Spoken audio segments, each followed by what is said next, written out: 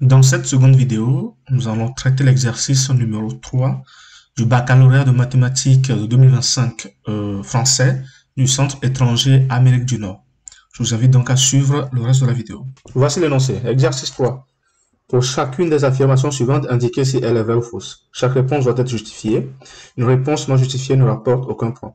L'espace est rapporté à un repère orthonormé O, I, J, K.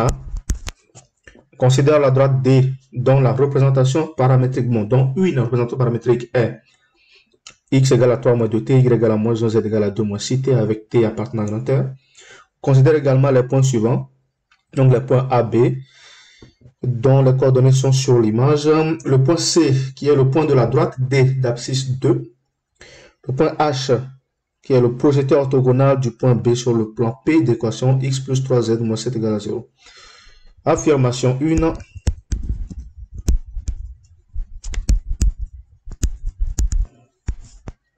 La droite D et l'axe des ordonnées sont deux droites non coplanaires. Bien, pour savoir si c'est vrai ou pas, on va d'abord déterminer pour voir si D et l'axe des ordonnées sont deux droites qui sont coplanaires.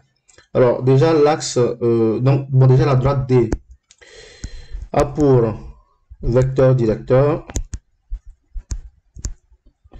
je vais le noter U de coordonnées moins 2, 0, moins 6. Ces coordonnées, nous les déterminons à partir de la représentation paramétrique de la droite D donnée par l'énoncé.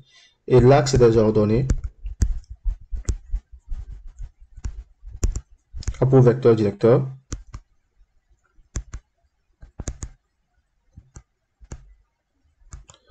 bien le vecteur J, qui est l'un des vecteurs des axes du repère orthonormé, coordonnées 0, 1, 0. Voilà, tout simplement. Alors, si U, si D plutôt, si la droite D et l'axe des ordonnées sont coplanaires, voilà.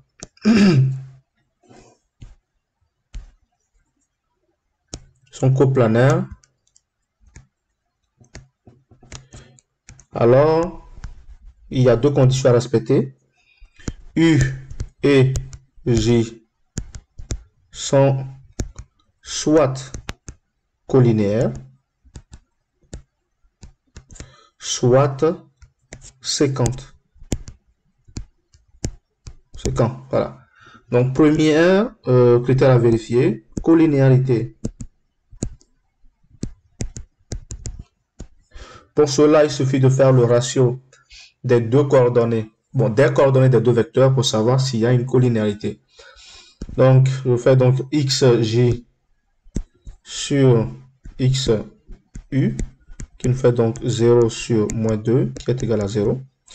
yj sur y du vecteur u, ça nous fait donc 1 sur 0, qui est égal à l'infini. Donc, c'est une forme indéterminée.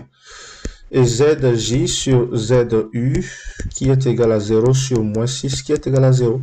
Nous n'avons pas obtenu le même résultat, donc U et J ne sont pas collinaires.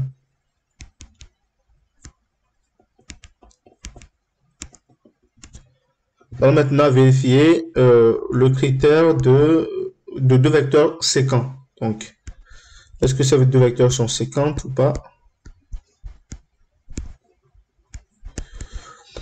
Pour cela, il faut déterminer, il faut utiliser les représentations paramétriques des deux droites. D'une part, celle de D qui est 3 moins 2t, Y qui est égal à moins 1 et Z qui est égal à 2 moins 6t, T appartenant à grand R. Soit, pas soit, et celle de la droite des ordonnées que je notais, droite Y, de coordonnées donc X qui sera 0, Y qui sera S, Z qui sera 0 également. S appartenant à grand R bien aussi. Donc, s'il existe un point où ces deux droites sont séquents, c'est que les représentations paramétriques doivent être équivalentes, notamment que nous obtenons 3 moins 2t est égal à 0, moins 1 est égal à S, et 2 moins 6t est égal à 0, tout simplement. Ce qui implique donc quoi? Que t d'une part est égal à 3 sur 2, s est égal à moins 1, et t d'autre part est égal à 1 sur 3. Vous avez vu, nous avons obtenu des choses qui sont tous différentes. Si on avait obtenu la même chose, ce serait donc correct, ce qui n'est pas le cas ici. Donc, D et l'axe des ordonnées ne sont pas séquents.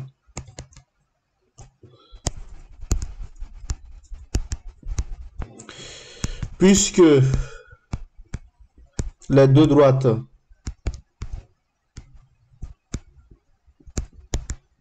ne sont ni collinaires ni séquentes,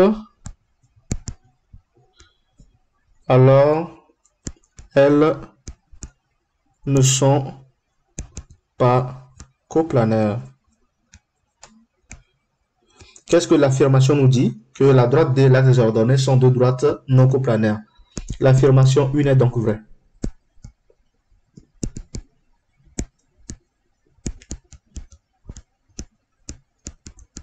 Bien. Affirmation 2.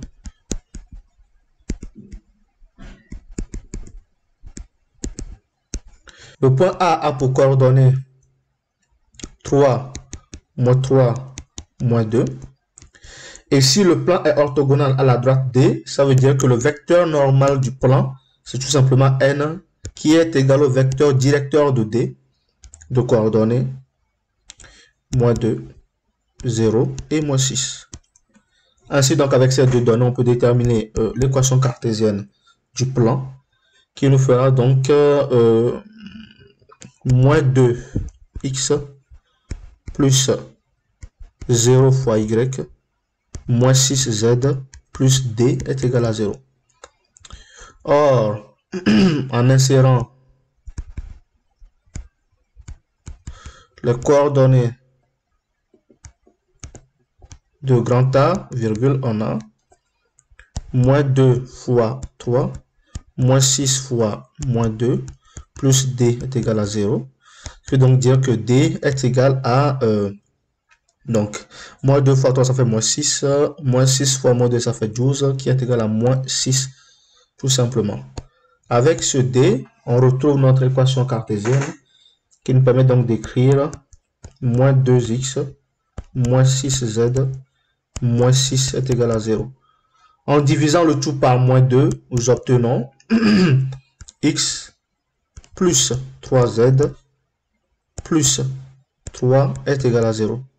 Et bien, nous avons retrouvé l'équation cartésienne du plan en question. Et donc, l'affirmation de est vraie.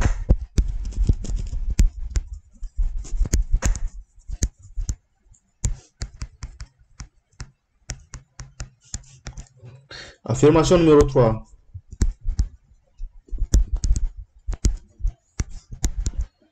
Une mesure exprimée en radian de l'angle géométrique BAC est égale à pi sur 6.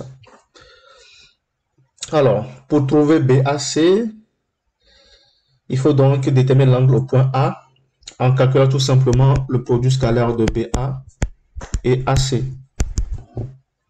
Ou plutôt AB scalaire AC. Les deux sont équivalentes. Donc AB scalaire AC. Il faut donc la norme de AB fois la norme de AC fois le cosinus de l'angle entre AB et AC, qui est l'angle BAC tout simplement. Voilà. Et c'est ce cosinus-là qu'il faut déterminer. Et à l'aide de la réciproque de la fonction cosinus, on déterminera l'angle BAC. Il faut donc calculer le produit scalaire ABAC. Pour trouver les vecteurs ABAC, il faut les coordonnées des points ABC. Les coordonnées du point C, nous ne l'avons pas encore, mais le notion nous dit que quoi? Que C est le point de la droite D d'abscisse 2. Donc, en utilisant la représentation paramétrique de la droite D, nous avons donc 2 est égal à 3 moins 2t, y est égal à moins 1, et z qui est égal à 2 moins 6t. Avec la première équation, nous obtenons 2t est égal à 3 moins 2, et donc t est égal à 1 sur 2. Ainsi, donc, nous déterminons z qui nous fait 2 moins 6 sur 2, qui fait donc moins 1. Les coordonnées du point C sont Ainsi, x qui fera 3 moins 2t, donc 3 moins 2 sur 2 moins 1, donc ça fait 2. Y moins 1 et z moins 1. On peut donc calculer le vecteur AB qui va donc nous donner le vecteur de B moins le vecteur du point A. Ça fait donc 2 moins 1 et 1, tout simplement. Ensuite, le vecteur AC qui nous donnera donc comme coordonnées moins 1, 2 et 1. On peut ainsi déduire les normes des deux vecteurs, donc la norme de AB qui fait donc la racine carrée de 2 au carré plus 1 au carré plus 1 au carré. Ça fait donc la racine de 4 plus 2, donc la racine de 6. Et la distance AC aussi, on peut la calculer. Ça nous fait donc moins 1 au carré, ça fait 1 au carré toujours, plus 2 au carré, plus 1 au carré, qui nous donne aussi racine de 4 plus 2, qui fait racine de 6. On continue le calcul du produit scalaire entre AB et AC de deux manières. D'abord, le produit scalaire entre AB et AC en utilisant les vecteurs AB et AC qui nous permettront d'écrire 2 moins 1, 1 fois moins 1, 2, 1. 2 moins 1, 1 fois moins 1, 2, 1. Donc, les différentes coordonnées des deux vecteurs qui nous donnera donc moins 2 plus 1 qui fait moins 3. Et de l'autre manière, nous avons AB scalaire AC qui est égal à AB fois AC fois cosinus de l'angle BAC qui nous permet donc de déduire le cosinus de l'angle BAC qui nous fait AB scalaire AC sur AB fois AC. Ça me fait donc moins 3 sur AB c'est racine de 6, AC c'est racine de 6. Ça fait donc moins 3 sur 6. Ainsi, cosinus de BAC est égal à moins 1 sur 2. À l'aide de l'arc cosinus, nous avons donc l'angle BAC qui est égal à arc cosinus de la valeur moins 1,5. D'après le cercle trigonométrique, l'angle BAC n'est tout autre que 2π². Ça, c'est ce qu'il fallait démontrer, bien ce qu'il fallait déterminer. L'affirmation 3 est donc fausse.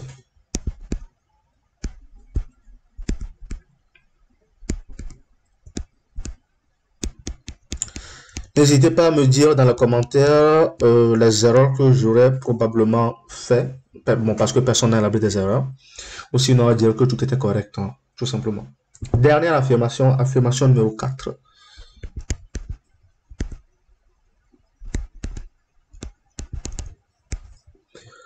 La distance BH est égale à racine de 10 sur 2. Donc, il faut calculer la distance BH.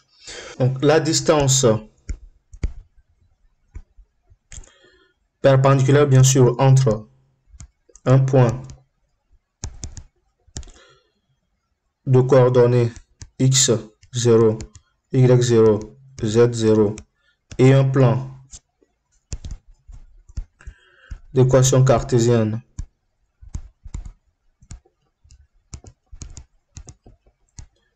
et d'équation cartésienne AX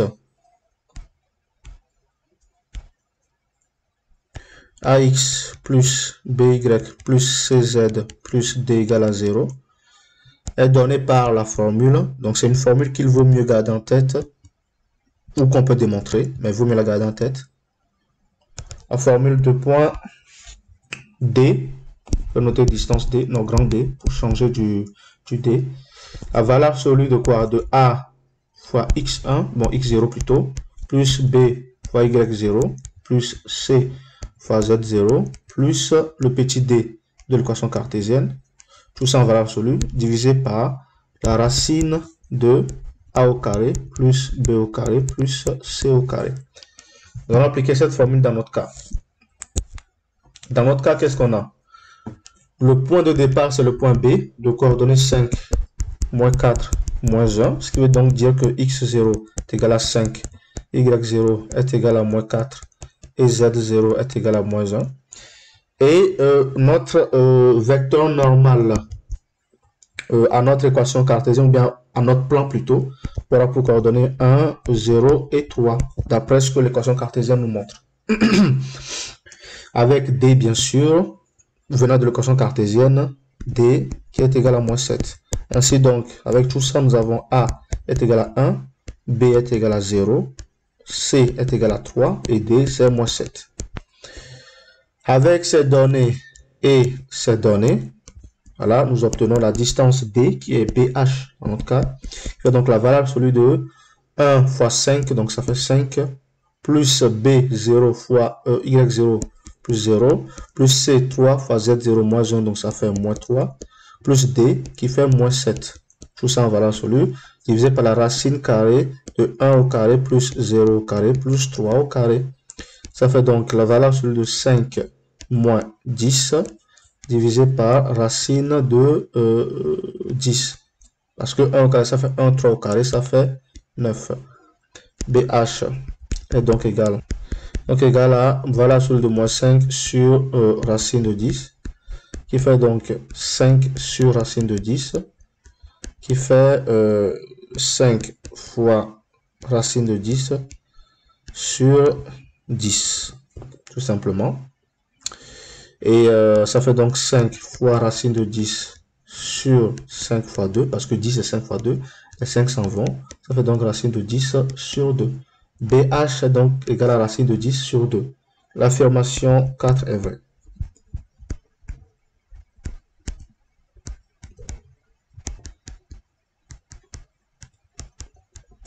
Ce fut la dernière affirmation que nous venons de traiter, et donc cette vidéo prend fin.